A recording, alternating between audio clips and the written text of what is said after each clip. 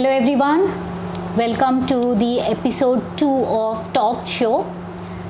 Today is a very special day for me because I have with me Pandit Sudhakar Chavan ji, who is a renowned vocalist, a student of disciple of Pandit Dr. Sudhakar Marathe ji and Pandit Shrikant Deshpande ji. He is the founder of Kalashri Music Academy in Pune, and through this academy Pandit Sudhakar Chavan ji has trained and distributed Indian classical music to thousands and thousands of people in India, in Pune, worldwide, in United States, you name it. Indian classical music has reached every household because of the efforts of Pandit Sudhakar Chavan ji. He is the one who has done many, almost hundreds of music festivals through Kalashri in Pune and in India and in United States, where he propagated Indian classical music to people, not only Indians but also people living abroad. It gives me great pleasure to call him here because he is my guru, and I am learning Indian classical music from him for some years now. So for me it's like I am now coming from minus to zero, and I wish to learn for a lifetime from Guruji. The corresponding language of this show will be in Marathi, so I'm switching to Marathi now. नमस्कार गुरुजी.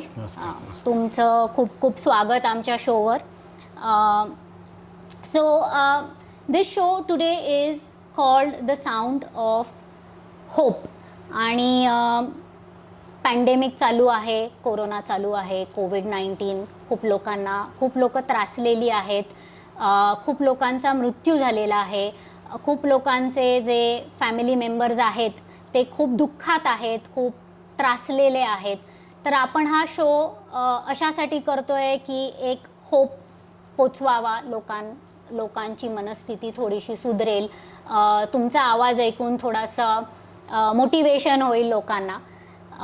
तर आपण सुरू करूया आजचा show, आणि मी request करते गुरुजींना की ते एक अभंग गाऊन हा शो आपण चालू करूया.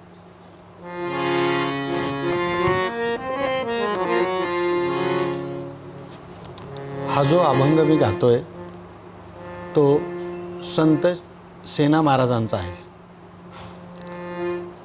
हा अभंग हेमंत रागावर आधारित आहे.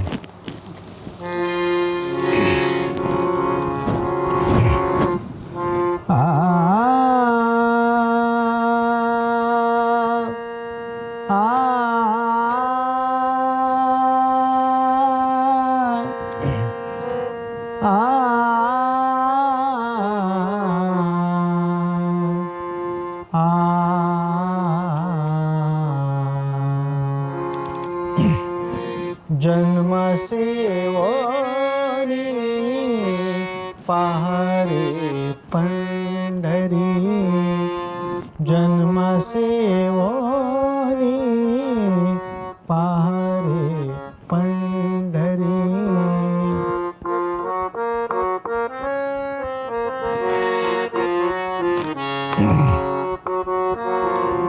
नाचा महाद्वारी, नाचा महाद्वारी, देवा पुढे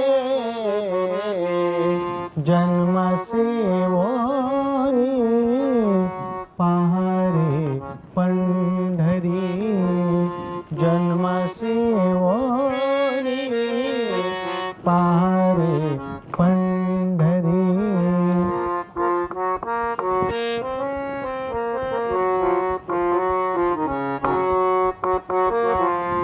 चंद्रभागे तेरी करारे स्नान, चंद्रभागे तेरी करारे स्नान.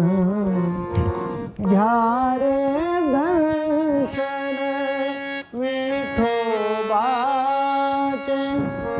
घ्या रे दर्शन विठोबाचे.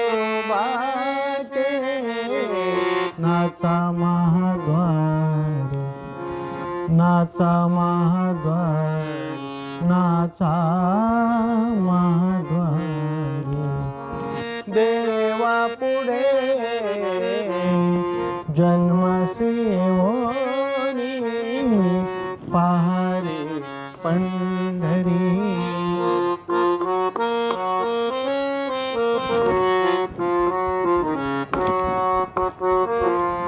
सेना म्हणे माझा पुरला सेत, सेना म्हणे माझा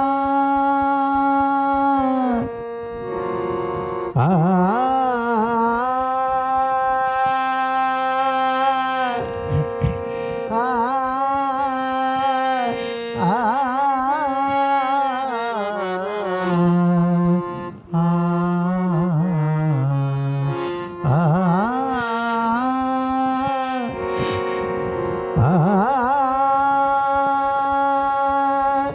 सेना म्हणे माझा पुरला सेत,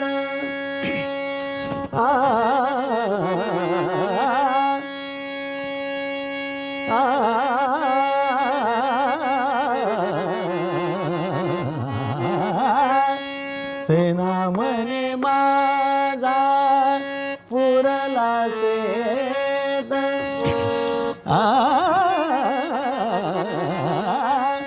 सेना म्हणे माझा पुरला सेत.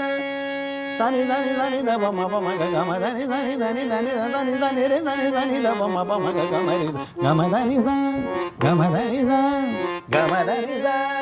सेना म्हणे माझा पुरला सेत, डोळे भरुनी पायीन विठ्ठल नाचा महाद्वारी, नाचा महाद्वारी, देवा पुढे जन्मसेवोनी पहारे पंढरी, जन्मसेवोनी, जन्मसेवोनी, जन्मसेवोनी पहारे पंढरी, पंढरी. खूप खूप सुंदर. हा जो एक अनुभव आहे की पंडितजींच्या समोर बसून ते एकदम शुद्ध स्वर कानावर पडतायत, ह्याच्यात काही ऑटो ट्यून नाही आहे, एडिटिंग नाही आहे, हे एकदम दैविक आहे इथं बसून. तरी साथ संगत नाही आहे, नाहीतर त्याची आणखीन एक मजा असते की म्हणजे असं वाटतं विठ्ठल खरंच प्रकटच होतील जेव्हा इथे बसून आम्ही ऐकतो. गुरुजी, आपण सुरू करूया. आणि खूप गोष्टी आम्हाला जाणून घ्यायच्या आहेत तुमच्याबद्दल. तुमचं बालपण कुठे झालं, तुम्ही म्युझिकमधनं कुठून आलात?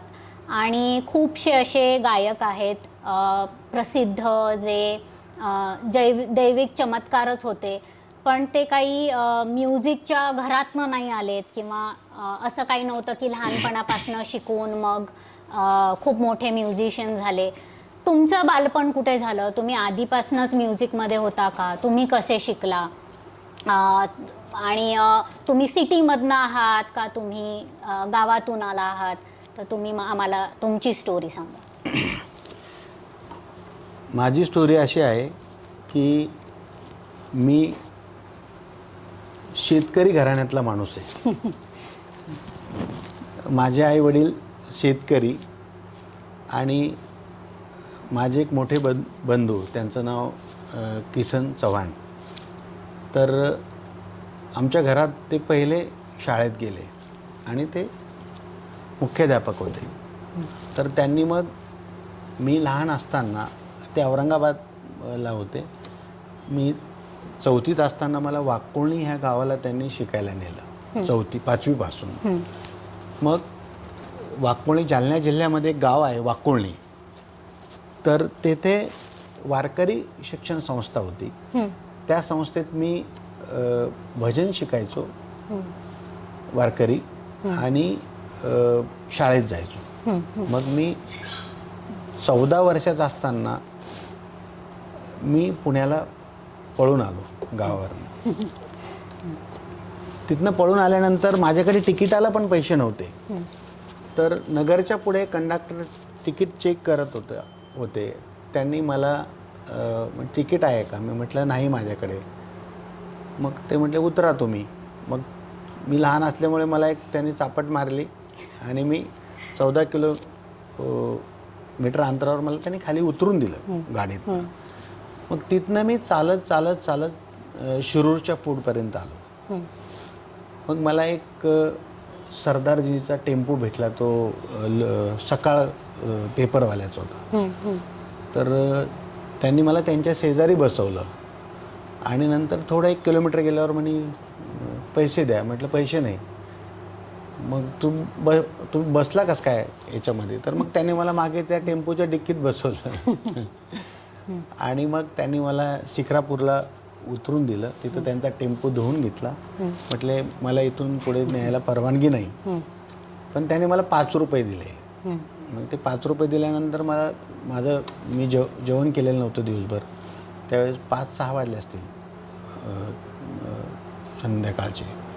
मग त्यांनी तो टेम्पो वगैरे धुवून घेतला. मग ते म्हटले की इथून रेतीच्या गाड्या जातात पुण्यात, तर त्या गाडीतनं तू जा. मग मी पहिले 2.5 रुपयाचे पेरू घेतले, पोटभर खाल्ले, भूक लागलेली होती. माझं वय वर्ष 14 होतं. तिथनं मग त्या ट्रकवाल्याने मला ते रेतीच्या त्या ढिगावर बसून मी येरोड्यापर्यंत आलो. तिथनं मला त्याने उतरून दिलं. हे 1988ची जवळजवळ गोष्ट आहे. आणि त्या दिवशी दहीहंडी होती आणि थोडा थोडा पाऊस पडत होता. मग मी तिथनं चालत चालत चालत मी पूर्वी जेव्हा वाकुळणीला होतो तेव्हा ज्ञानेश्वर महाराजांच्या पालखीबरोबर 2-3दा मी पायी गेलेलो आहे पंढरपूरला. तर मला ते तुकाराम पादुका मंदिर माहीत होतं. मी विचारत विचारत तिथपर्यंत आलो आणि ते मंदिर येरवड्यापासून फर्ग्युसन कॉलेज. आणि मग तिथे ते मंदिर बंद होतं. ते मंदिर बंद होतं आणि मग तिथे मी बाहेर बसलो होतो. वरून पाऊस होता आणि ओळख नाही कोणाची, काही नाही. मंदिर एक आश्रय म्हणून तिथे मी थांबलो होतो. मग एक व्यक्ती आली आणि ती म्हटली इथं का बसलास? म्हटलं मी त्यांना खरी स्टोरी सांगितली, असं असं आहे. तर ते म्हटले चल माझ्या घरी जेवायला. मग त्यांची खानावळ होती आणि ते तिथे मंदिराच्या तिथं राहत होते. ते होते अरुण तरटे त्यांचं नाव होतं. मग त्यांनी जेवू घातलं मला. मग मी तिथे त्यांच्याकडे एक रात्र मुक्काम केला. दुसऱ्या दिवशी सकाळी मी आलो मंदिरात. तर प्रभाकर पांडव म्हणून आता जे माझ्याबरोबर हार्मोनियम वाजवतात, तर ते मंदिरात खाली बसले होते. तर ते म्हटले की मी गेलो. मग ते 9-9:30ला लायब्ररी नाहीत ते तिथे आले आणि मला म्हटले की मी त्यांना म्हटले की असं असं आहे, मला इथेच राहायचं. तर ते म्हटले ह्या मंदिराचे ट्रस्टी आहेत निमराज महाराज जाधव, त्यांना आपण सांगून ते तुझी सोय करतील. त्यांनी मंदिरात राहण्याची माझी सोय केली आणि मग त्या मंदिरात मी राहत होतो. मग त्यांनी मला एक अगरवाल आणि एक डाभी अशी 2 घरं मला लावून दिली. त्याला माधुगिरी म्हणतात. म्हणजे त्यांच्या घरी जायचं आणि ते एक सकाळचा डबा देणार, एक संध्याकाळचा डबा देणार, असं त्यांनी माझी व्यवस्था केली. आणि मग नंतर मी पुण्यात असं तिथे आलो. पण स्ट्रगल इथे संपले नाही, नाही का? म्हणजे स्ट्रगल इथनं सुरू झाली असं मी म्हणू शकते. म्हणजे मला जेवढं माहिती आहे, तुम्ही तुमच्याकडे घरही नव्हतं राहायला, तुम्ही देवळात राहायचा. एक अशी एक परिस्थिती होती जेव्हा देवळात राहून तुम्ही देवळाच्या त्या राहून म्युझिक शिकायचा. ती परिस्थिती आणि नंतर तुम्ही शिकायला लागलात पंडित डॉक्टर सुधाकर मराठ्यांकडे, जी खूप मोठी गोष्ट आहे की संगीतला तुम्ही शिकला आहात खूप कष्ट करून. म्हणजे ते तुम्हाला असं आलं नाही, तुम्हाला खूप मेहनत करायला लागली, तुम्ही खूप स्ट्रगल केलं. तर तुम्ही ती जर्नी कशी केली? पुण्यात आले, तुमचा स्ट्रगल चालू झाला आणि मग तुम्ही पंडित डॉक्टर सुधाकर मराठ्यांकडे कसे काय पोचलात? हां, ती एक स्टोरी आहे की मला संगीत शिकायचं होतं, पण मी बऱ्याच ठिकाणी पुण्यातल्या गुरु लोकांकडे जात होतो क्लासमध्ये वगैरे, पण मला माझ्याकडे फी द्यायला पैसे नव्हते. हो. तर मी गेलो तर हो या बसा, मग ठीक आहे, मग ही फी आहे, पण माझ्याकडे पैसेच नव्हते फी द्यायला. आणि मग मी त्यांना सांगायचो की मी तुम्हाला नंतर देईल नक्की, तुम्ही मांडून ठेवा, मी हळूहळू देईल. आणि मी लहान असल्यामुळे मला कामालाही कोणी घेत नव्हतं की मी काय काम करणार. तर त्या काळात मग एक राजाराम देशपांडे म्हणून हे ऑर्गनवादक होते. तर ते नेमके एक दिवस मंदिरात आले आणि पांडव बसले होते, मी बसलो होतो. तर पांडवांनी त्यांना सांगितलं, यांना एखादी गुरु तुमच्या ओळखीचा असेल तर तिथं घेऊन जा आणि हे याची शिकायची व्यवस्था करा. तर ते म्हटले मी घेऊन जातो, पण ते गुरुजी खूप कडक आहेत. तर ते म्हटले आता इथून रास्तापेठमध्ये कसं जायचं. तर त्यांचं तो वय झालेलं होतं. तर मग मी त्यांना डबल शीट नेलं रास्तापेठमध्ये. मग तिथं नेल्यानंतर त्यांनी सांगितलं की हा असा असा मुलगा आहे, याला गाणं शिकायचं आहे आणि हा गातो थोडाफार भजन वगैरे. तर ते म्हटलं की नाही, माझी 150 रुपये फी आहे, पण आता तू राजाराम देशपांडेंच्या बरोबर आला आहेस, तर ते माझ्या चुलत्याचे मित्र होते गुरुजींच्या आमच्या, तर तुला 75 रुपये फीस द्यायला लागेल. म्हटलं ठीक आहे गुरुजी, पण 5-6 महिन्यांनी तुला फी वाढवायला लागेल. ठीक आहे. मग मी आलो आणि मग माझ्याकडे काही फी द्यायला त्यांची पैसेच नव्हते. तर मग मी म्हटलं आता त्यांनी बुधवार आणि सोमवार माझा त्यांच्याकडे वार होता, तर आता पैसे कसे द्यायचे त्यांना. तर त्यांच्याकडे जायचं तर पैसे कोण देणार त्या काळात. मला 75 रुपये म्हणजे खूप रक्कम मोठी झाली. मग त्यांनी काय केलं, मी काय केलं की एक असंच इकडे तिकडे फिरलो आणि एका ठिकाणी बिल्डिंगचं काम चालू होतं. तर त्या बिल्डिंगवाल्याच्या तिथं गेलो.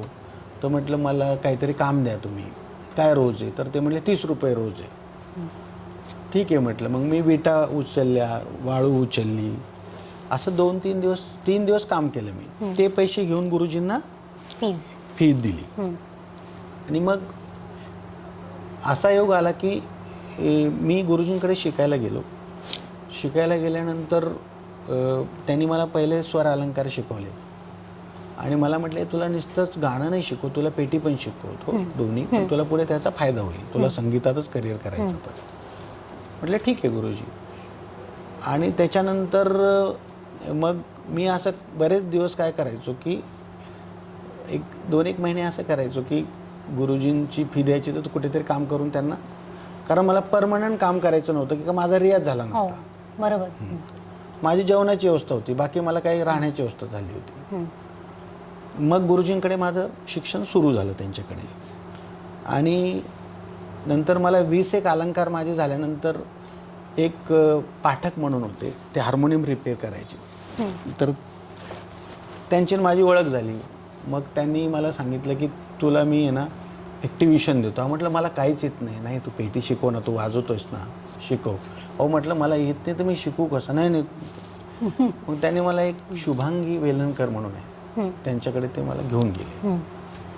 आणि मग ती माझी पहिली ट्युशन.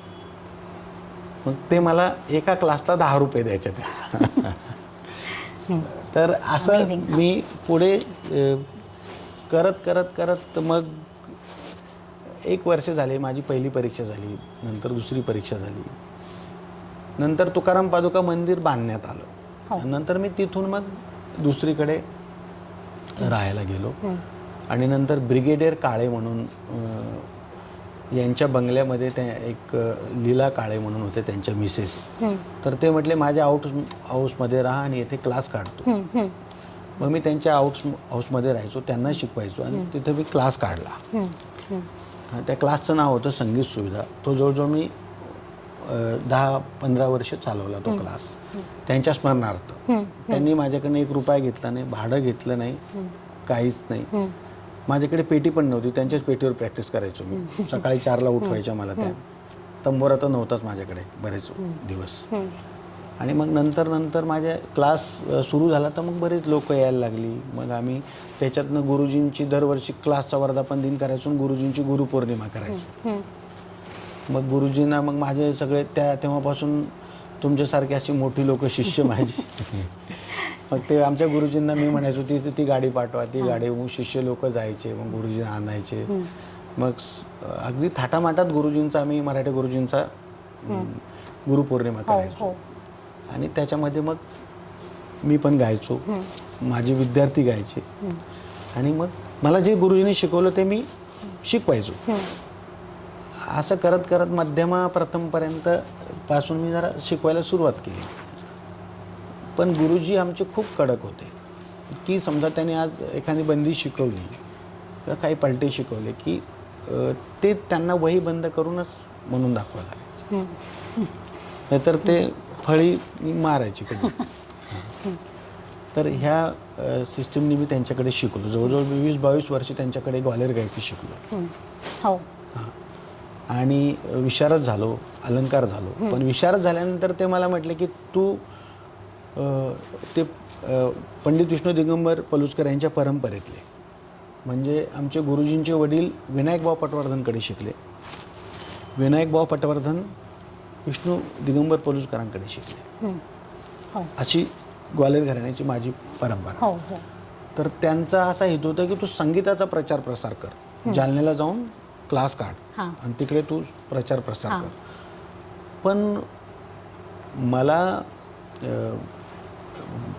तेव्हा संगीत कळायला लागलं होतं विशारद झाल्यावर की अरे हे काय आहे. तर आता शिकवणं वगैरे पोटासाठी करत होतो. मला खरं म्हणजे गाण्यातच गायकच व्हायचं होतं. तर ते म्हटले मग तू माझ्याकडे येऊ नकोस, तू मला वचन दिलं होतं. तर मग आता काय करायचं. मग पांडव म्हटले आता शांत राहा 1-2 वर्ष. मग मी पंडित श्रीकांत देशपांडेंकडे गेलो. त्यांच्याकडे गेल्यानंतर ते मला म्हटले की मी त्यांना म्हटलं गुरुजी मला म्हणजे माझी त्यांची ओळख होती. ते पंडित फिरोज दस्तूरजीकडे शिकायला जायचे.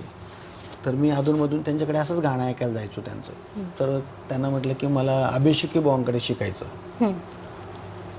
त्यांनी मला फोन केला अभिषेकी बुवांना. ही 94-95ची गोष्ट असेल, 94ची. तो म्हणे हा माझा म्हणजे माझ्या ओळखीचा मुलगा आहे, याला तुम्ही हा विशारद झालेला आहे आणि याला तुम्ही गाणं शिकवा. तर मी गेलो त्यांच्या घरी.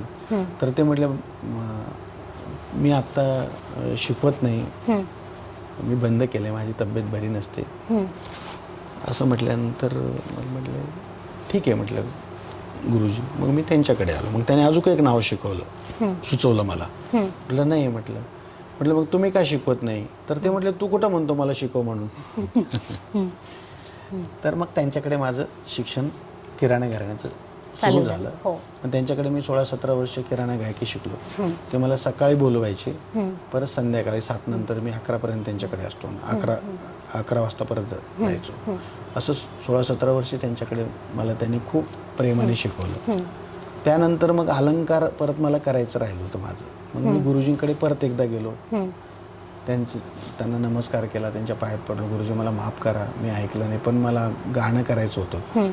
ठीक आहे तू परत वही घेऊन ये. मग त्यांनी मला परत अलंकार केलं गुरुजींनी. आणि मग त्यांनी पण मला खूप म्हणजे आज जे काही माझं आहे ते माझे दोन्ही गुरु, त्यांचा मला आशीर्वाद आहे. स्ट्रगल खूप आहे, आपण थोडं मोठ्याने बोलूया, ऑडियन्सला ऐकायला येईल. संगीतमध्ये स्ट्रगल खूप आहे. आणि मला गुरुजी नेहमी म्हणतात की आमचं देवावर जी श्रद्धा आहे तर हाच मार्ग आहे, संगीताचाच मार्ग आहे, हीच श्रद्धा आहे. खूप कठीण आहे हे संगीतची साधना करणे, हे खूपच कठीण गोष्ट आहे.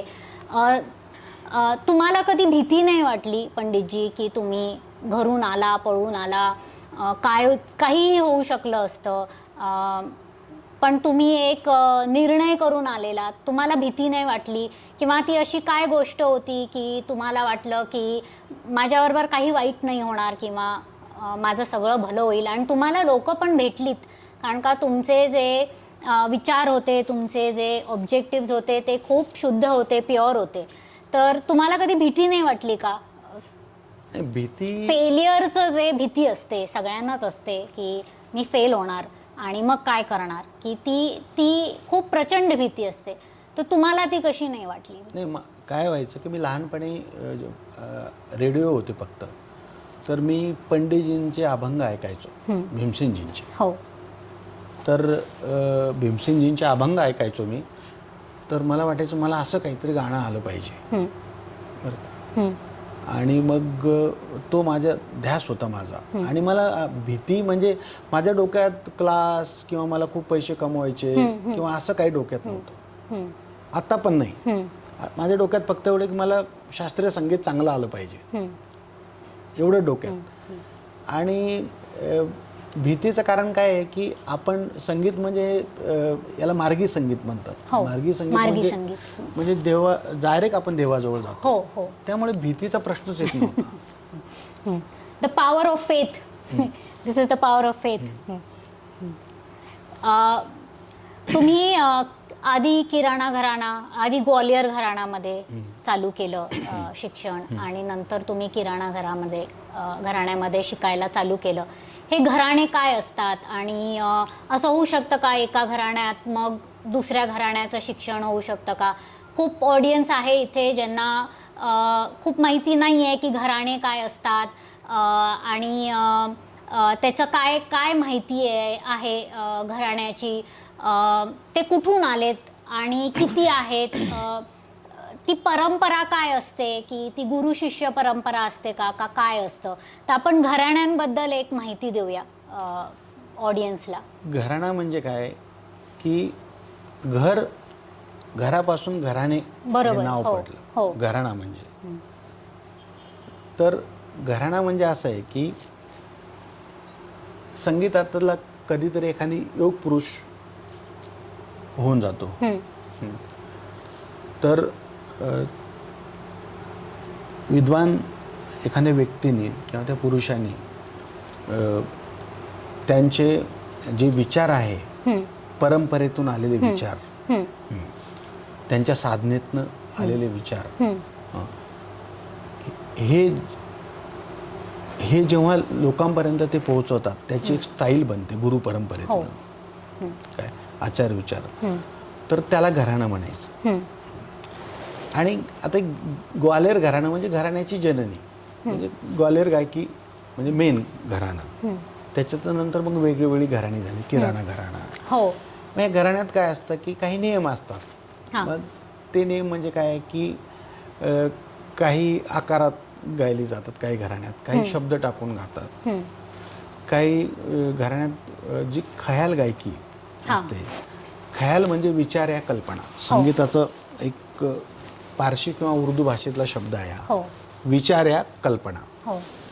तर या ख्याल गायकीतनंच गायकांची घराणी निर्माण झाली, बरोबर, संगीताची. तर एखादी युग पुरुष असतो तर त्याची एक स्टाईल बनून जाते. तुम्ही आधी ग्वालियर घराण्यात शिक्षण घेतलं, मग किराणा घराण्यामध्ये पण तुम्ही नंतर अजून शिकलात. काय फरक आहे दोन्ही घराण्यांमध्ये? नाही, सूर लगावत फरक असतो.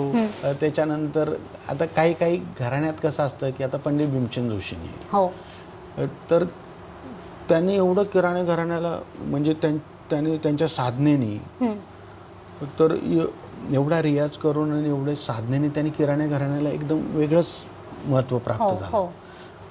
किराणा घराण्यात काय की जास्त आलापीला प्राधान्य आहे आणि ती किती गोड गाता येईल, म्हणजे मधुर गाता येईल त्याचा जास्त विचार केला. म्हणजे दुसऱ्या घराण्यात असं नाही, पण प्रत्येकाची स्टाईल वेगळी आहे घराण्याची. म्हणजे आणि जरी भूप गायला तर एखाद्या घराण्यात समजा ग्वाल्हेर घराण्यात भूप गायला किंवा किराणा घराण्यात भूप गायला, कुठल्याही घराण्यात कुठलाही राग गायला, तर त्याची जी बांधणी असते त्याच्यातच ते गातात. फक्त सूर लगावची वेगवेगळी पद्धत असते. तुम्ही एक एक्झाम्पल द्याल का आम्हाला थोडंसं गाऊन? बरं. थोडंसं. हां.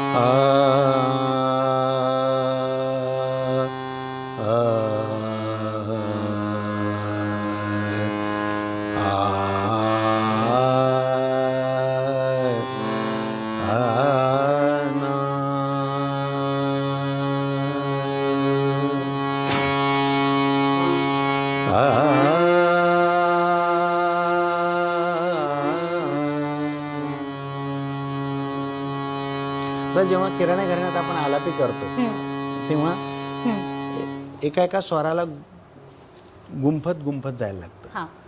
नि रे सा. आता आपल्याला गंधार लावायचं नि रे ग, नाही असं नाही होणार. नि रे ग रे ग रे सा. अगोदर त्या गंधारला टच करून द्यायचं, मग नंतर त्या गंधारला थांबायचं, मग त्याच्यावर बरे डिझाईन करत करत जायचं. असं सगळ्या घराण्यात असतं, पण किराण्याची स्टाईल अशी अशी आहे. हो. नि रे ग म रे ग म ग रे सा. झन का. आता हेच आलापी जर ग्वाल्हेर घराण्यात केली, आ आ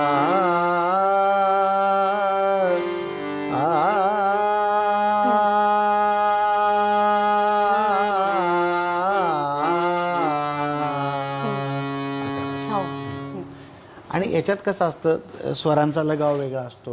मग त्या काही घराण्यात ग्वाल्हेर घराण्यात सपाट ताना जास्त असतात, वक्र ताना असतात, आणि लय बरोबर तराण्याची पण गाण्याची एक वेगळी पद्धत असते. असे बऱ्याच घराण्यात असे डिफरन्स आहेत.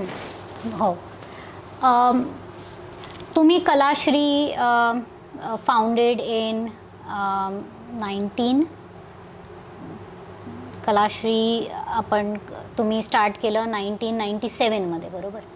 Kalashree music academy.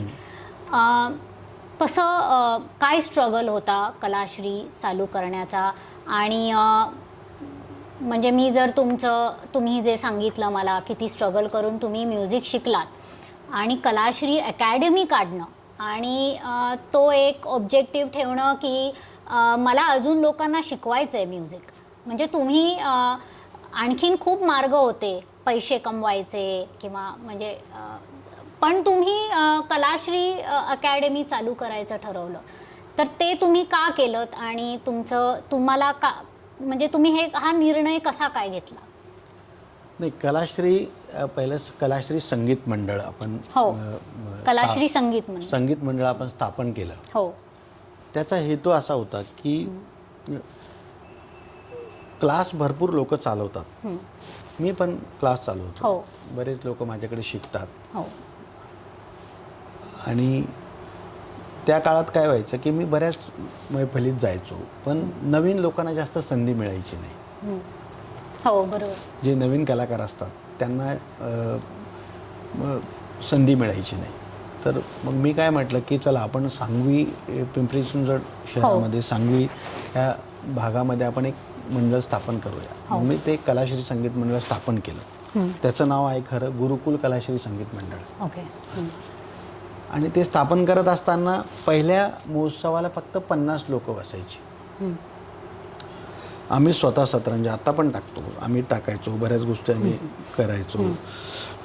आणि जेव्हा एखाद्या गावात म्हणजे एखादी नाटकाचं पथक येतं, लोकनाट्य येतं, असं तसं, त्याला खूप गर्दी होते. आणि शास्त्रीय संगीताला गर्दीच हो नसते. हो पण गर्दी का नसते तर दर्दी लोक नसतात शास्त्रीय संगीताची. हं. तर दर्दी लोक बनवण्यासाठी आम्ही हे क्लासेस सुरू केले. हो मग गुरुकुल पद्धतीनं मग नुसतं क्लास शिकून तो माणूस दर्दी होत नाही, त्याला संगीत ऐकावं लागतं. हं. शास्त्रीय संगीत जर लोकांनी ऐकलं तर ते अर्ध शिकणं असतं. हो बरोबर. ते नवीन नवीन लोकांना वाटतं अरे हे काय चाललंय, पण त्याची सवय लागली की मग ती त्याची मस्ती वेगळी आहे हो आणि त्याचा आनंद खूप वेगळा हो आहे. हो हो. आणि कलाश्रीने किती जे कष्ट घेतले आहेत आणि मी विटनेस आहे त्याला, की हजारो लोक शिकत आहेत कलाश्रीच्या माध्यमातून. गुरुजी हजारो लोकांना शिकवत आहेत, फ्री शिकवत आहेत. डिजेबल्ड लोक आहेत, differently abled, I would like to use that word. There are blind people who are learning music through Panditji. आपले वारकरी समुदायातली लोक शिकत आहेत free of cost. I want to specify this because संगीत, इंडियन क्लासिकल संगीत इज नॉट अ पैसे छापण्याचं machine, and दिस गुरुजी हॅज प्रूव्हन दॅट. अँड 200 तरी लोक शिकत असतील नाही का कलाश्रीला एक पॉईंट ऑफ टाईमला, कधी पण तुमच्याकडे स्टुडंट्स जर असले. हां, म्हणजे तुम्ही जे सांगताय ना की मी लोकांना फ्री शिकवतो, पण सगळ्यांना नाही शिकवत मी फ्री. हो बरोबर. मी ज्यांची परिस्थिती, ज्यांच्याकडे पैसाच द्यायला नाही, तरी पंडितजी तुम्ही खूप लोकांना फ्री शिकवता. नाही सांगतो ना. म्हणजे मी म्हणजे हे त्यांचं मोठेपणा आहे की ते असं म्हणतायत की, पण खूप लोक आहेत ज्यांना गरज आहे, जे नाही शिकू शकत. आणि गुरुजी सगळ्यांना कलाश्री परिवारात सामील करतात आणि त्यांना अगदी स्वतःच्या मुलांसारखे ठेवतात. सो ही जी म्हणजे कलाश्री ही गुरु शिष्य परंपरा आहे. ही एक अकॅडमी नाही आहे जिथे लोक बसून नुसतं म्युझिक शिकवत आहेत. एक गुरुचं मार्गदर्शन पण असतं. तर गुरुजीने खूप लोकांना घडवलं आहे म्युझिकमध्ये, त्यांच्या लाईफमध्ये त्यांना मार्गाला लावलेलं आहे. तर कलाश्रीचं तुमचं काय ऑब्जेक्टिव्ह होतं की हेच होतं, आणि तुम्ही जे कार्य करता आहेत आता तुम्ही ते कुठल्या लेवलला घेऊन गेला आहेत कलाश्रीच्या माध्यमातून? कलाश्रीचं मेन म्हणजे कार्य काय आहे की मी गरीब विद्यार्थ्यांना विनामूल्य शिकवतो. हो पहिली गोष्ट. किंवा तुम्ही एखादी विद्यार्थी तुम्ही माझ्याकडे पाठवला की नाही की याची परिस्थिती चांगली नाही, पण तो खरंच तयार होईल का? कारण त्याचा वेळ, कारण काय असतं की तो रियाजी असला पाहिजे, हो त्याने प्रॅक्टिस केली हो पाहिजे. सिरियस असं. हां, तर त्याला शिकवतो. आणि असे बरेच विद्यार्थी, आतापर्यंत मी 350 ते 400 विद्यार्थी विशारद केलेले आहेत जवळजवळ. अलंकार पण एक 50-60 अलंकार झाले असतील माझ्या हाताखाली. आणि माझं एक ध्येय असं आहे की एक गाव एक विशारद तरी झालं पाहिजे संगीतातलं, हो प्रत्येक गावात. आणि मी आत्ता गेल्या वर्षी अखिल भारतीय गांधर्व महाविद्यालयाच्या प्रबंध परिषदेचा सदस्य आहे. हो आणि जे अखिल भारतीय गांधर्व महाविद्यालय जे पंडित विष्णू दिगंबर पलुसकरांनी स्थापन केलं आहे, हो आणि ते संगीत कला विहार म्हणून एक मासिक निघतं, त्याचा मी संपादक आहे. मी ते पण काम करतो. हो आणि संगीताचा हेतू असा आहे की संगीत एक खूप मोठी साधना आहे. हो आणि ह्या साधनेतनं की एक माणूस बनतो.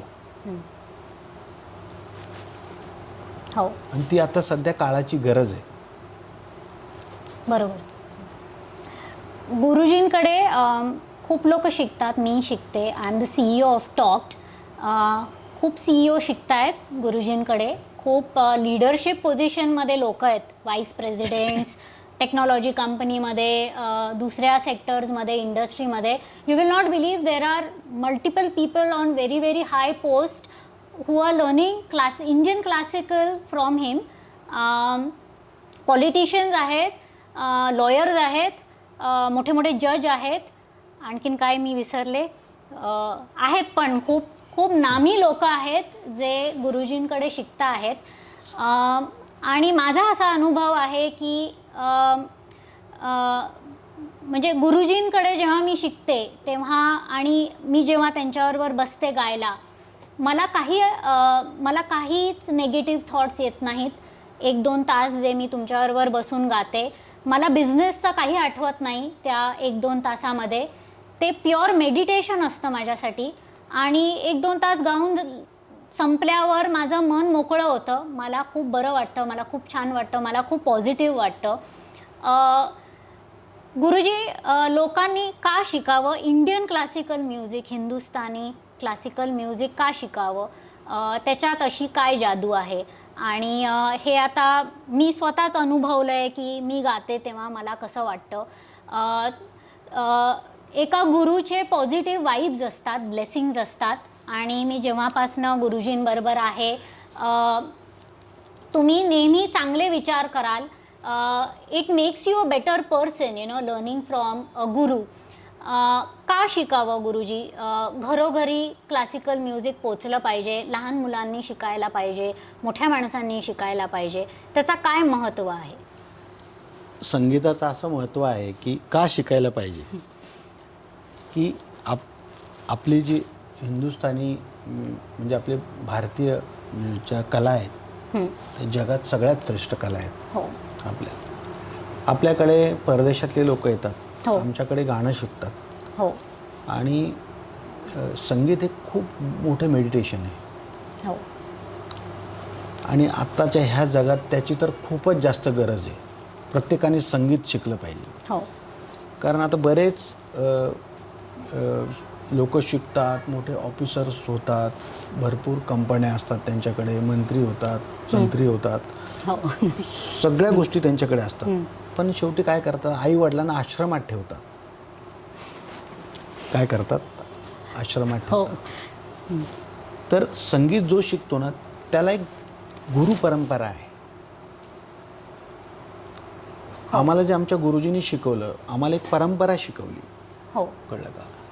तर त्या परंपरेतनं आमच्यातला माणूसपणा कधी जाणार नाही. आम्ही पहिला त्यांनी संगीतात काय असतं, संगीताची पहिली पायरी की गुरु दिसला की त्याचे पहिले दर्शन घ्यायचं. हो. म्हणजे याचा अर्थ की म्हणजे ते नम्रता शिकवतं. हो. संगीत. कळलं का? आणि जर संगीत प्रत्येक माणूस शिकला तर त्याच्या विचारात कधी तो वाईट कृत्य करणार नाही. हो. प्रामाणिकपणे त्याच्यावर तसे संस्कार व्हायला पाहिजे. हो. हो. म्हणून संगीत शिकायचं. हो. दुसरी गोष्ट संगीताचं असं आहे की एखाद्या मुलाला कमी मार्क मिळतात. तर मी आतापर्यंत प्रयोग केलेले आहे की काही मुलं 10वी आले की संगीत सोडून देतात. हां. मग पण माझ्याकडे काही अशी मुलं आहेत की परीक्षेच्या दिवशी पण, परीक्षा झाली गुरुजी आज या आणि आमचा क्लास घ्या किंवा माझ्याकडे येणार. पण संगीत शिकायच्या अगोदर मार्क आणि संगीत शिकल्यानंतरचे मार्क 5 ते 10 मार्काचा फरक पडतो. हो. म्हणजे इंग्लिशमध्ये काय म्हणायचं त्याला, की संगीत शिकल्यावर काय होतं, ते काहीतरी शब्द आहे, हे वाढतं आपलं काय IQ. हां. हो. त्याला सायंटिफिक रिझन पण आहे, because your brain is programmed mathematically. So आपण हिंदुस्थानी क्लासिकल म्युझिक बघितलं तर ते मॅथ आहे. त्याच्यात परम्युटेशन कॉम्बिनेशन्स आहेत, which is math again, and that triggers off your brain and it programs the brain to think logically and mathematically. So this is the scientific reason. It's म्हणजे ते नुसतंच असं नाही आहे, पण त्याला एक फॉर्म्युला आहे, त्याला एक खरोखरचं सायंटिफिक एव्हिडन्स आहे की म्युझिक आपल्या ब्रेनवर काय काय इम्पॅक्ट आणू शकतो. आत्ता लोक खूप त्रासलेली आहेत, लॉकडाऊनमध्ये घरामध्ये बसलेली आहेत. तर कोरोना तर होतोच आहे, पण त्याचा जो सायकोलॉजिकल इम्पॅक्ट आहे की घरात बसून कोंडून लहान मुलं घरामध्ये बसलेली आहेत, जे नॅचरल नाहीच आहे, नाही का. त्यांनी मुलांना घरी कोण ठेवतं, कंटिन्युअस रोज अडकलेली आहेत लोक, खूप त्रासलेली आहेत. वर्क फ्रॉम होम जे करतायत ते खूप त्रासलेले आहेत. आता 8 तासाचं जे ऑफिसचं काम होतं ते आता 12 आणि 14 तास झालेलं आहे आणि ते खूपच आता त्रासदायक झालेलं आहे लोकांना. तर तर ह्याच्यामध्ये म्युझिक काय कॉन्ट्रीब्यूट करू शकतो, हे लोकांना कसं वाचवू शकतो म्युझिक?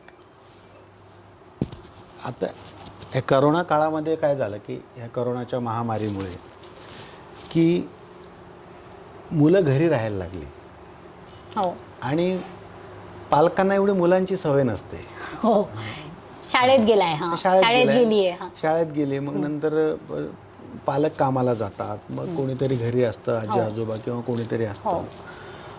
आणि आता पालक घरी काम करतात म्हटल्यानंतर पालकांना कळायला लागलं की मुलं कशी सांभाळायची पहिली गोष्ट. येस. आणि त्यामुळे आता जी आपली नवीन टेक्नॉलॉजी आहे, हो म्हणजे तुम्ही नई दिशा नई बदल, हो तर तुम्ही ह्या टेक्नॉलॉजी बरोबर गेलं पाहिजे. हो आता करोना जेव्हा आला की मी 2017मध्ये अमेरिकेला गेलो होतो, माझे बरेच प्रोग्राम झाले. हो तर तिथले बरेच माझा शिष्यवर्ग माझा झाला, पण मला ते शिकवायला नको वाटायचं ऑनलाईन. हो मला कंटाळा यायचा. पण आपल्याला आपली बायका मुलं जगवायची म्हटल्यानंतर तर हे आपल्याला काम करायलाच पाहिजे. हो मग नंतर तुमच्यासारख्या मंडळीने आम्हाला टेक्नॉलॉजी समजून सांगितली आणि तुम्ही सहकार्य केलं की ते झूम ॲप, गुगल मीट हे सगळं तुम्ही आम्हाला करून दिलं. आता कॉन्सर्ट्स लाईव्ह होत आहेत फेसबुकच्या ते होत आहेत. माध्यमातून. आणि आता शिकणं सोपं झालंय संगीत. म्हणजे तुम्ही अशा काळात तरी टेक्नॉलॉजी बरोबर चालायला पाहिजे. आणि मग मुलं कशी शांत राहतील की त्यांना तुम्ही क्लास लावा, त्यांना बसवा तिथे, त्यांना नुसतं बसू दे, तू ऐक, त्यांच्याबरोबर तुम्ही पण बसा. 10-15 दिवस तुम्ही पण शिकायला लागा. तुम्ही जर 15 दिवस महिनाभर मुलाबरोबर बसलात की मुलं ऑटोमॅटिक मग ते एकटे बसतील. हा मी आता या करोना काळात केलेला प्रयोग आहे हा माझा. माझ्याकडे बरीच अशी लहान मुलं पण शिकतात, मोठी माणसं शिकतात आणि ते बसतात नंतर. Yes yes. आणि त्याचा तो फायदा होतो मुलांना. हो. My 4.5-year-old daughter is learning. आणि आमच्या कॉर्पोरेटमध्ये असं म्हणतात की learn to listening power. Okay. आणि हा चमत्कारच आहे की माझी 4.5 वर्षाची मुलगी बंदिश गाऊ शकते गुरुजींमुळे. आणि ती बसत नाही रियाजाला, ती खूपच लहान आहे, ती बसत नाही. पण नुसतं ऐकून गुरुजी येतात, ट्रेनिंग देतात, ऑनलाईन ट्रेनिंग देतात. ती नुसती ऐकून बंदिश शिकली. ती आज काहीही गाऊ शकते, वेस्टर्न म्युझिक गाऊ शकते, बॉलिवूड गाते, ती बंदिशी गाते आहे क्लासिकलमधनं. आणि this is the power of listening. आणि एक लेसन जो मला मिळाला आहे गुरुजींकडनं, जो मी कधीच नाही विसरणार, की ते मला म्हणालेत की म्युझिक तू गाऊन नाही शिकू शकत, तू ऐकून शिकू शकतेस. तर तू नुसतं ऐक आणि प्रॅक्टिस पण करू नकोस. तू जेवढं गाशील तेवढं जर चुकीचं झालं तर ते अनलर्न करायला खूप प्रॉब्लेम होईल नंतर, आणि करेक्ट शिकायला मग परत प्रॉब्लेम होईल. So the power of listening I learned as a CEO of Talk from Guruji, and from music, Indian classical music taught me that if you listen you will be able to learn. You won't be able to learn by talking and singing. So आणि हे मोठे motivational speaker समजवत असतात कॉर्पोरेटमध्ये की ऐकून तुम्हाला knowledge मिळेल वगैरे. हे आपोआप मला इंडियन क्लासिकल म्युझिकने मला ती सवय लावली, ती डिसिप्लिन लावली आहे. असं म्हणतात की इंडियन क्लासिकल शिकलं तर मग काही गाऊ शकाल तुम्ही, वेस्टर्न पण गाऊ शकाल, you can sing anything, you can sing एडेल, you can sing anything. ते कसं पॉसिबल आहे? असं काय आहे इंडियन क्लासिकलमध्ये फाउंडेशन, असं काय बनतं की नंतर लोक काहीही गाऊ शकतात? खरंच संगीत म्हणजे काय की सगळ्या संगीताची जी एक भाषा आहे ना किंवा सूर आहे, सगळ्या जगाचं संगीत एकच आहे. येस. पण याच्यात फरक काय आहे की वेस्टर्न संगीत जे आहे ना त्याला मर्यादा आहे. हो. ते असं बांधलेलं आहे. आपलं संगीत जे आहे आपलं क्लासिकल शास्त्रीय संगीत, तर आपण त्याचा विचार करतो. म्हणजे आपण उदाहरणार्थ एखादी राग घेतला, द नि रे द सा, आता याच्यामध्ये किती कॉम्बिनेशन होतील, द नि द सा नि रे सा, द नि रे ध रे नि रे सा नि, प्रचंड कॉम्बिनेशन करू शकतो आपण. येस. सा नि द प म द नि रे द सा. वाह. म्हणजे आपल्याला आपलं असं संगीत बांधलेलं नाहीये. हो बरोबर. राग संगीत बांधलेलं नाही. हो करेक्ट. तुम्ही काय काय म्युझिक ऐकता? तुम्ही क्लासिकल शिकता, तुम्ही वेस्टर्न म्युझिक ऐकता का? तुम्ही बादशाह ऐकता का? तुम्ही जॅझ ऐकता का? तुम्ही धांगडधिंगावालं म्युझिक ऐकता का? नाही, मी सगळे म्युझिक ऐकतो. जेव्हा मी मला माझं पोट भरण्यासाठी ह्या सगळ्या गोष्टी कराव्या लागल्या, की जेव्हा मी पुण्यात आलो होतो काही वर्ष, मी एक 6 महिने ब्ल्यू डायमंड म्हणून एक हॉटेल होतं, तर त्या काळात मी एक 6 महिने तिथे एका बारमध्ये पिक्चरची गाणी वाजवायचो. ते पण केलं मी, असं नाही. की मी काही एक चांदखा साहेब होते, त्यांच्याकडे मी गझल शिकलो. त्यानंतर काही गॅदरिंग व्हायच्या त्यावेळेस कॉलेजच्या वगैरे, मग त्यावेळेस काही त्या विद्यार्थ्यांना गाणे बसून द्यायचे त्यांच्या गॅदरिंगचे. संगीत कुठलंच वाईट नसतं, लक्षात आलं का? म्हणजे परदेशातलं वेस्टर्न संगीत पण वाईट नाही, पण आपल्या संगीतातला जो आपल्या शास्त्रीय संगीतात आहे ना, हे मार्गी संगीत आहे. आपल्या जवळ देवाजवळ जाण्याचा सगळ्यात मोठा मार्ग. आणि मनाला शांतता देणारा. बरोबर. खूप लोकांचा असा समज असतो की जे रिनाऊंड आर्टिस्ट आहेत, पंडितजींसारखे, ते खूप रूढीवादी असतात आणि मग ते दुसरं काही ऐकत नाही. मी विटनेस आहे याला, की गुरुजी सगळं ऐकतात, सगळे म्युझिक अप्रिशिएट करतात, आणि त्यांच्याकडे शिकून I have become a very good karaoke artist. Not only that, I have been able to understand Western music a little bit better. I'll try Adele because we have been listening to classical now. So if I have to sing Adele, okay, 2 वर्षापूर्वी मी हे कधीच गाऊ शकले नसते, but I'll try. Never mind my accent. So never mind, I find someone like you. I wish nothing but the best of you too. Don't forget me, I beg. I remember you said sometimes it lasts love, sometimes it hurts instead. Sometimes it lasts love, sometimes it hurts instead. So कुठे श्वास घ्यायचा, कुठं काय थांबायचं, काय हे एडेल असू दे तरी पण मी ते क्लासिकलनेच शिकले आहे. अँड आय थिंक मी एक प्रूफ ऑफ कॉन्सेप्ट आहे हा. आणि हा पण कुठला तरी रागच असेल, नाही का गुरुजी? So that is the power of our Indian classical music. It is fluid, it is flexible. And खूप लोकांना जे वाटतं की एकदा तुम्ही एक परंपरा चालू केली, क्लासिकल शिकायला घेतलं की मग तुम्ही हे नाही गाऊ शकत, ते नाही गाऊ शकत, तुमचे गुरु तुम्हाला ओरडणार, असं अजिबात नाही आहे. And I want to break that myth today in this show that असं नाही आहे. उलटं क्लासिकल शिकून खूप मार्ग उघडतात पुढे लोकांसाठी. बरोबर.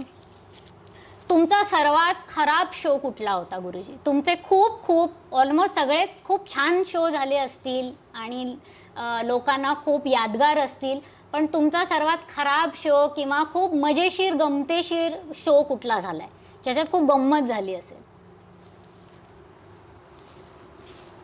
खराब शो म्हणजे काय की जेव्हा आम्ही गुरुजींकडे शिकायचो गाणं, हम्म, तर त्यांच्याबरोबर जेव्हा गायचो आम्ही मैफलीत तेव्हा फक्त ते आम्हाला सा लावायला द्यायचे, देशपांडे सर. फक्त खालचा सा आणि वरचा सा. तर तो कधी कधी त्यांचं गाणं एवढं महान होतं की एवढं त्यांनी साधना केलेली होती आणि म्हणजे त्यांचं अर्धा टक्का पण आम्हाला गाणं येत नाही. एवढं देशपांडे गुरुजींचं गाणं, मराठी गुरुजींचं गाणं महान. तर त्यांच्या मागे सा लावायचा आणि जर आमचा सा चुकला की मैफलीत सांगायचे की बेसूर होतोस. आत्ताच्या शिष्यांना असं सांगितलं समजा आम्ही, तर शिष्य आम्हाला मारतील. हो. आत्ताची परिस्थिती अशी आहे. कळलं गुरु का? चेंज. नाही, गुरुचं ते जाऊ देत. गुरु असे भरपूर म्हणजे आपण पदार्थ कसे वेगवेगळे दररोज खातो तसे गुरु लोक बदलतात. तर तो प्रकार आहे. तुमचं बॉलिवूडबद्दल किंवा आता जे शोज होतात इंडियन आयडल ते सगळे शॉर्टकट आहेत असं मला वाटतं. तुमचं काय त्याच्यावर मत आहे? नाही, हे शो होता ते चांगली गोष्ट आहे, पण त्या मुलांनी साधना केली पाहिजे. काय होतं, बरीच मुलं आता हे बघा, एक 4 वर्षाचा मुलगा शास्त्रीय संगीत एखादी तान त्याच्या गळ्यात येते किंवा तो गातो, काही चांगलं होतं, मग तो तेच करायला लागतो, मग तो पैसे कमवतो, पण त्याला संगीत नाही येत. ती गाणी वगैरे गाईल. देवाने एक आवाज दिलेला, प्रत्येक माणसाला चेहरा वेगळा दिलाय, तसा आवाज वेगळा दिलाय. बरोबर. तर त्याची पिकअप पॉवर चांगली असते. नशीब घेऊन आलेला असतो आवाजासाठी, पण बऱ्याच गोष्टी आहेत त्याच्यात. तर त्याला गाणं शिकवलं पाहिजे. त्याचा काळ टिकत नाही. बरोबर. थोडे दिवस वाटेल, हा एखादे माणूस एखाद्या पिक्चरमध्ये एखादे गाणं गातो, त्याला पुरस्कार मिळतो, लोक वा वा म्हणतात, नंतर काही नाही. बरोबर आहे. पण पिक्चरचं गाणं झालं म्हणजे संगीत आलं का, असं नाही आहे. त्यांनी शास्त्रीय संगीताची तालीम सोडली नाही पाहिजे, शिकलं पाहिजे. हो, बरोबर. अशी खूप लोक आहेत ज्यांचा आवाजच नाही आहे चांगला, मग त्या लोकांनी कसं शिकावं? म्हणजे संत ज्ञानेश्वरांनी रेड्याच्या तोंडून पण ज्ञानेश्वरी हे केली, पण ज्यांचा आवाजच नाही आहे ते आता सगळे बघतायत, ते म्हणतायत की ते सगळं ठीक आहे, पण माझा आवाजच खराब आहे, तर मी कसं काय शिकू? नाही, म्हणजे काय असतं की आवाज प्रत्येकाला असतो, पण त्याची एक साधना असते, ती साधना करायला लागते. पण मग काही गाणे अशा वरच्या स्केलचे असतात, खालच्या असतात. मग समजा आता मी साधारण काहीतरीच आवाज लावायला लागलो, कसं त्याची तालीमच नाही घेतली, तर मग त्याची मजा नाही ना. बरोबर. आणि आता आमच्याकडे काहींना आवाज नसतात, पण त्यांना शिकायचं असतं. हो, मग आम्ही त्याला रसिक तयार करतो. त्याने गायकच व्हायला पाहिजे कशाला. बरोबर. त्याने रसिक व्हायला पाहिजे. Power of listening, that also you can develop. आता काही लोक अशी आहेत की त्यांना संगीतातला सा पण लावता येत नाही, पण ते संगीत ऐकतात आणि सांगतात हा राग असा आहे. परत आम्हाला सांगतात नाही, तो रिषभ त्याचा चांगला नाही लागला बरं का, ते बरोबर नाही. त्यांनी अशा मोठ्या गायकाबद्दल पण कॉमेंट करतात. हो हो. म्हणजे अशी माझ्या यादीत मी नाव नाही सांगणार, कारण ते उद्या माझ्या घरी येतील बरं का. तर अशी पण काही रसिक असतात, पण त्यांना त्याच्यात पण आनंद असतो. काही लोकांना संगीताच्या गप्पा मारण्यात आनंद असतो. हो, त्याच्यात पण बघा, तो असा राग गायला, काय षडज लावला, काय ती जागा घेतली, त्याच्यात संगीताच्या नुसत्या गप्पा केल्या तरी तुमच्या मनात दुसरे कुठलेच विचार येणार हो नाही. हो, नुसते पॉझिटिव्ह विचार येतील. गायल्यानंतर तर काय होईल, हो, शिकल्यानंतर अजून काय हो, होईल. ते मी अनुभवते सध्या. हो. एक शेवटचा प्रश्न तुमच्यासाठी, की एखाद्या आर्टिस्टचा सर्वात मोठी क्वालिटी काय असते? पहिली गोष्ट की त्याची नम्रता. येस. आर्टिस्टचा साधेपणा. हो. मी सवाई गंधर्वमध्ये गायलो, त्या वर्षी गुरुजी म्हटले की तू गुरुजींचं दर्शन घेऊन ये. पंडितजी होते त्यावेळेस, भीमसेनजी. 2010ला मी गायलो सवाई गंधर्व महोत्सवात. हा माझा सगळ्यात आनंदाचा क्षण. आणि मी तेव्हा पंडितजींच्या घरी दर्शनासाठी गेलो, तर मला भीती वाटत होती त्यांच्या समोर जायची. मग त्यांची ज्यांनी सेवा केली सुरेशजी म्हणून, ते म्हटले ते सुधाकर आलेत, मग या इकडे. आणि शाश्वती माझी मुलगी माझ्याबरोबर होती. आम्ही दोघे गेलो सकाळी, ज्या दिवशी गाणं होतं त्या दिवशी. आणि त्यांना ते म्हटले, आम्ही उभे होतो, त्यांना नमस्कार केला. ते म्हटले बसा, तिसऱ्यांदा बसा म्हटले. मग आम्ही बसलो. आणि मग नमस्कार केल्यावर माझ्या डोक्यावर हात ठेवला आणि म्हटले सद्गुरू. मला त्याने आशीर्वाद दिला, माझं गाणं चांगलं झालं. आणि माझं गाणं ऐकायला माझे देशपांडे गुरुजी होते, त्या काळात पंडितजी पण होते. माझं गाणं ऐकल्यानंतर मी स्टेजच्या खाली उतरल्यानंतर गुरुजींना नमस्कार केला. गुरुजी म्हटले सुटलास तू. आणि त्यानंतर माझे गुरुजी 4 महिन्यांनी गेले. आणि तो एक पंडितजींचा मला खूप मोठा आशीर्वाद. आणि त्यांचा जो पंडितजींचा नम्रपणा हा खूप, सगळेच कलाकार, मी आता बरीच वर्ष सवाई गंधर्व संगीत महोत्सवात स्वयंसेवक म्हणून काम करतो, ऑर्गनायझेशनमध्ये वगैरे. तर त्यामुळे कलाकारांची बरीच. आता काय परिस्थिती आहे कलाकारांची? कॉन्सर्ट होत नाही आहेत, आता जे पॅन्डेमिक चालू आहे, कोरोना चालू आहे, कॉन्सर्ट्स होत नाही आहेत. काय परिस्थिती आहे आर्टिस्टची, म्युझिशियन्सची? आता काय प्रॉब्लेम झाला की जे नुसते कार्यक्रम करत होते कलाकार लोक, तर ते कार्यक्रम बंद झाले. मग बरेच काही कलाकार नाही, आम्ही शिकवत नाही, आम्ही फक्त गाणं गातो. काही कलाकारांनी तर अशा काही गोष्टी बोलून गेले होते की आमचे गुरु असताना आम्ही शिकवत नाही, बरं का. पण ते आता मोठ्या मोठ्या जाहिरात टाकून क्लास घेत आहेत, कळलं. तर तुम्ही संगीत, मोठे गायकांनी तर शिकवलंच पाहिजे, त्यामुळे अजून चांगले 4 लोक घडतील, बरं का. आणि आता अशी परिस्थिती आहे की संगीतातल्या लोकांना खूप वाईट दिवस आहेत. तुमच्यासारखी लोक शिकतायत म्हणून आमचं सगळं चाललंय. ह्या म्हणजे बऱ्याच लोकांचं, की अशा काळात बरीच लोक संगीत पण सोडून देतात. मग काही खूप श्रीमंत लोक काय करतात, जी फी देत होते ती त्यांना वाटतं रे आता हे अडचण येते, मग ते परत कमी पण फी करतात आमची, माझीच नाही बऱ्याच लोकांची. तर माझं सगळ्यांना अशी विनंती आहे की ह्या काळात जास्तीत जास्त शिका. जे टीचर असतील त्यांना सहकार्य करा शिकण्यासाठी. आम्ही शिकतो, 4 विद्यार्थी त्यांच्याकडे नेऊन द्या त्यांना, म्हणजे अशा रीतीने तुम्ही मदत करा सगळ्यांना. आणि दुसरी गोष्ट, सगळी कार्यक्रम बंद झाली त्याच्यानंतर, लॉकडाऊनमुळे कुठे जाता येत नाही, काही नाही. आणि त्यामुळे खूप हाल आहे संगीतातल्या लोकांचे, बरोबर. तर माझं असं वैयक्तिक मत आहे की संगीतातल्या लोकांनी ए आणि बी प्लॅन असं दोन्ही ठेवलं पाहिजे. कारण संगीत तर शिकलंच पाहिजे, ही साधना आहे. संगीतात आपण खूप पैसा कमवू, व्यवसाय करू, हा दृष्टिकोन न ठेवता संगीत शिकलं पाहिजे.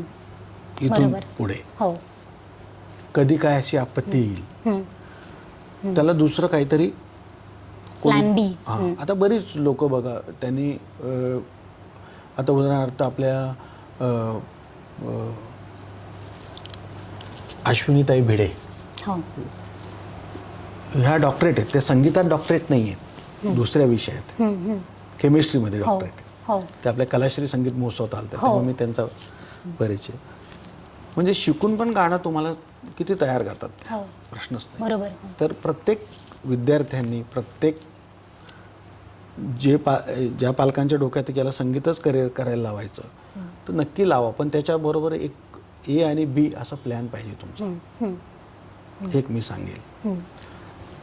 आणि ह्या करोनाच्या महामारीत काय आहे की प्रत्येक जे काही मंडळी आहेत म्हणजे ज्यांच्या कंपन्या आहेत, श्रीमंत लोक आहेत, आपण जे म्हणतो की जे मदत करू शकतात, त्यांनी संगीतातल्या लोकांना कुठेतरी नोकरी लावणे, काम देणे हे करायला पाहिजे. पण जे अंध आणि अपंग कलाकार आहेत, दिव्यांग म्हणायचे ते तर लॉकडाऊनमध्ये कुठे जाऊ शकत नाही. मेन शास्त्रीय संगीताची जी साधना करतात, शास्त्रीय संगीतात काय असे काय कुठे संघटना नाही आहे किंवा संगीतात संघटना पण असू नये, कारण मग ते राजकारण होईल. तर ह्या सगळ्या लोकांनी एकत्र येऊन त्यांना थोडाफार त्यांचा किराणा किंवा त्यांना कपडे लत्ते काय त्यांचे गोळ्या औषधासाठी तरी आपण मदत केली पाहिजे. तर हा वाईट त्यांच्यासाठी तर खूप वाईट काळ आहे. I would like to appeal here on behalf of the classical fraternity to register yourself for music classes. This way you can help the classical music fraternity. I would also suggest that if you could give them opportunity to conduct digital prayer meetings, which everybody now needs. Corporate musical programs can be conducted digitally, which Talked is doing, and this way you could do a program to motivate your employees or to bring them together in this hard time that we are facing. Your employees must be work from home. They need to come on a platform to enjoy themselves or to for a moment forget all the problems that they are facing due to this pandemic. So I would like to appeal to the corporate, I would like to appeal to everybody watching, if you could contribute in some way to the classical music fraternity, it would be really, really helpful to all of us in the music fraternity in today's tough times. आपण हा show संपूया पंडितजी, पण आपण एक प्रार्थना करूया. एक जे खूप त्रासलेली लोक आहेत किंवा जे खूप सफर करतायत पॅन्डेमिकमुळे त्यांच्यासाठी एक प्रार्थना करूया आणि संपूया आपण एक भैरवीने जर जमलं तर, आणि एक पारंपरिक बंदिश जर आपण भैरवीमध्ये करू शकलो तर. And I would like people to sing. आम्ही तुमच्या मागं गाऊ. कलाश्रीचे जे स्टुडंट्स आहेत जे बघतायत, please you can sing along with us. नमस्कार. मला प्रणाली ताई आणि शशीजी टॉक्ड कंपनी यांनी मला बोलवलं, त्याबद्दल त्यांचा मी आभारी आहे. दुसरी गोष्ट की मला जास्त बोलण्याची सवय नाही आहे. माझ्याकडनं काही चुकलं असेल तर रसिकाने जे ऐकत असतील, माझे काही शब्द चुकले असतील तर मला माफ करा. तर धन्यवाद ताई. आम्ही धन्यवाद करतो तुम्हाला पंडितजी. आम्ही खूप आनंद झाला तुम्ही टॉक शोवर आलात आणि तुम्ही गाता आहेत आणि तिथे किती हजारो लोक आहेत जे ऐकतायत आणि त्यांना बरं वाटतंय तुमचा आवाज ऐकून. तर मी खूप धन्यवाद देते तुम्हाला टॉक शोवर येण्यासाठी.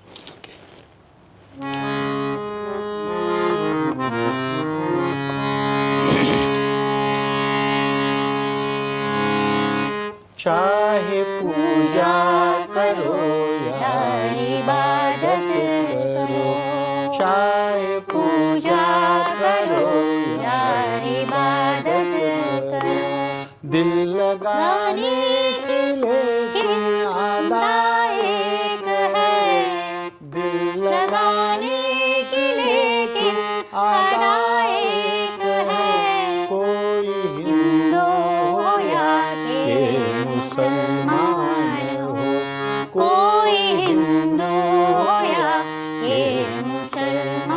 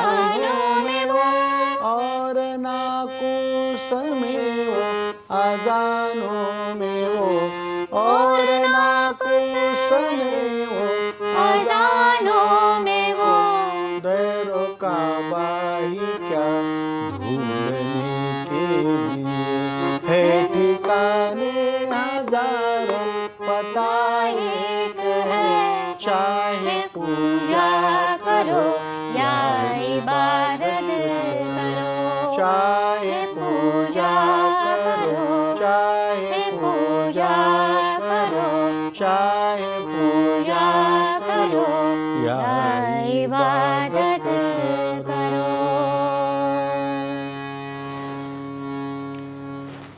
त्यानंतर एक पारंपरिक बंदिश भैरवी. गातो हां, भैरवीचा. भैरवी. हो.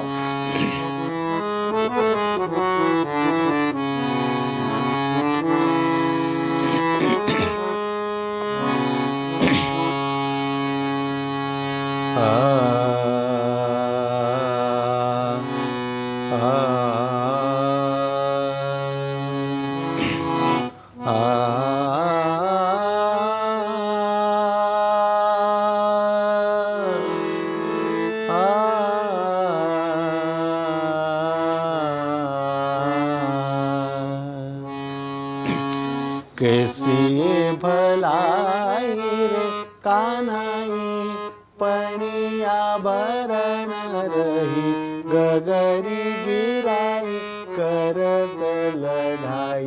कैसी भलाई रे कान्हाई, कैसी भलाई रे कान्हाई पनिया भरन रही, गगरी गिराई करत लढाई. कैसी भलाई रे कान्हाई सनद कहे मोरा जिया नहीं मानो, सनद कहे मोरा जिया नहीं मानो, का करू माई नहीं मानत कनाई करत लढाई, का करू माई नहीं मानत कनाई गगरी गिराई. कैसी भलाई रे कान्हाई पनिया भरन रही, गगरी गिराई करत लढाई. कैसी भलाई रे, कैसी भलाई रे, कैसी भलाई रे कान्हाई पनिया भरन रही, गगरी गिराई करत लढाई. Wow. Thank you for watching talk show. Thank you so much Guruji, तुम्ही आलात. And I hope the sound of hope has given you hope, and you will turn to classical music for some relief, some mental relief, and as a stress buster. Thank you so much for watching. Thank you so much.